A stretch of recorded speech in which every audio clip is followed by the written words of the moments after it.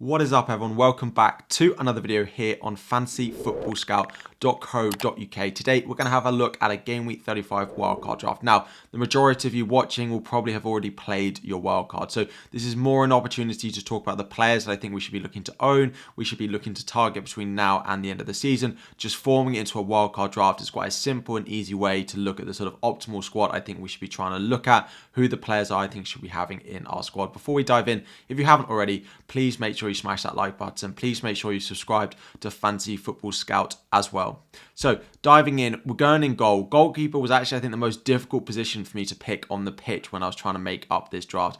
I've gone back to Edison and having Iverson as my backup. Now, with the majority of bench boosts gone, about 1% of all the top 10k only have their bench boost left, so we don't need to really be worrying about that. Iverson, the backup, he looked okay. Actually, he put in a pretty good performance against Everton on Monday night. It was still a 2-2 draw. They still do concede goals, but he's fine as a backup as the cheapest goalkeeper as well. But we have gone with Edison. Now, there were a few other options. I could have gone with Kepa and a second goalkeeper, and almost went with Nick Pope as well to target their double, but Edison's not that much more expensive. Manchester City do have a nice run of fixtures, plus they do have that double in game week 37 as well. I do also like the look of De Gea. However, the other outfield players for Manchester United, the defenders are good for bonus points, the midfielders are good for goals and assists as well. So I didn't have space for him as my third Manchester United option.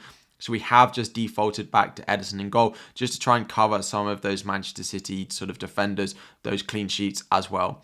If you don't have Edison, I don't think he's worth a transfer. He's just the one that I'd probably pick if I was on wildcard. No goalkeeper looks like they're performing consistently enough between now and the end of the season that they're really worth a transfer anymore. So I'd probably just stick with the goalkeeper that you've got, even if they don't double in game week 37, as long as they have some okay fixtures, I'd probably just end up sticking with them. Moving into defence, and I think this is the first draft I've ever made where there is no Kieran Trippier.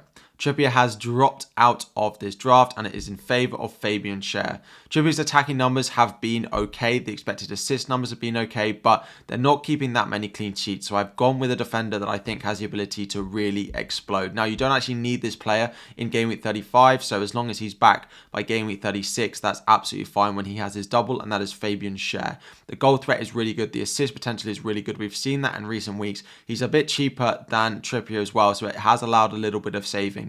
If you can't afford Schär, or he looks like he's maybe not going to be available for game week 36, you can just go to Sven Botman. Again, I don't think necessarily Schär is worth a transfer over the likes of Trippier, over the likes of Botman, if those are the ones you have in your team at the moment. But if I was on wildcard, I think he's the one I would go with.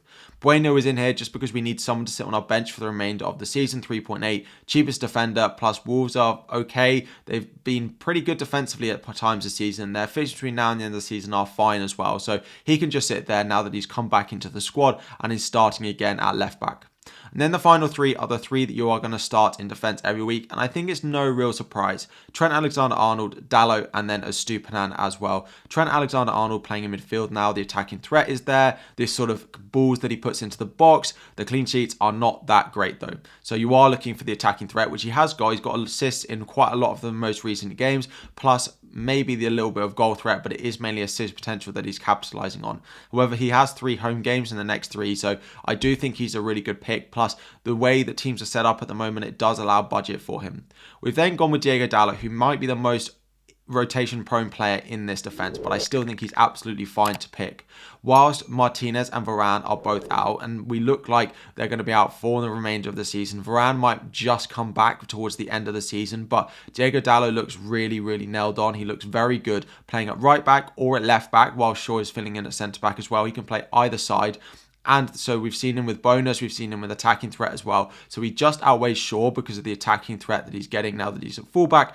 And then, of course, he has good clean sheet potential, as we've seen with De Gea having more clean sheets than anyone else in the Premier League at the moment. And finally, in the defence is Estupiñán. 9-pointer, finally came in with an attacking return in game week 34. We'll see how he gets on in the second half of it as well. Looks like he can just play and play, as we maybe thought he needed a rest, and then he played 90 minutes despite them winning 6-0. So I think he's a great pick. I think he's going to play the remainder of the season because they don't really have that much of a backup for him. Moving into midfield, we have stuck with double Brighton. We have still gone with March and Matoma. Now, some of you might be looking at Welbeck and Ciso, Gross, those guys, and Undav, who did really well in game week 34. However, I still look at the midfielders, the Triple M, particularly March and Matoma, because we don't always know when McAllister is going to line up. The March and Matoma are still the ones that I want to go with, particularly because there's no space in my forward line as well. I like these two. They're the best. McAllister's positioning, dropping deep, isn't as useful as we've seen him in previous parts of the season, so we have gone with March and Matoma.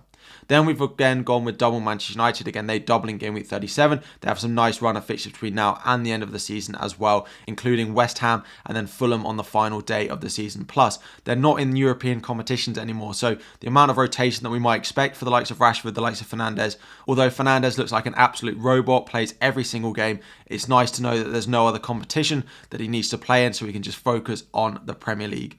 And then finally in midfield, it is Mohamed Salah. Again, double home fixture in game week 34 in their double. Really like him. He is scoring goals again. He's not maybe as central to maybe what we've seen in the past. There are a lot of goals coming through the likes of Gakpo, Diego Jota, but Salah keeps to tick along, and he scored his penalty, which makes us remind us that we're still seeing Mo Salah as the penalty taker for Liverpool. So 5 midfielders and then up front, and this is where I think you could really attack if you do still have your wild card, or if you don't and you have the ability to get to both Isaac and Callum Wilson in your team. Of course, they double in game week 36. It's an okay double, but I don't particularly expect very many clean sheets for them that week. However, I think the ability for them to score goals both then and in the weeks before and after is really good. It looks like Wilson and Isaac are able to line up together as well. With the lack of forwards we've got, if you're able to get both of them, I think that's a really, really strong and nice move. And of course, the final forward that we've got is Erling Haaland. Now, of course, there may be a little bit of rotation, but in my opinion, he's just going to play 60, 70 minutes in every game,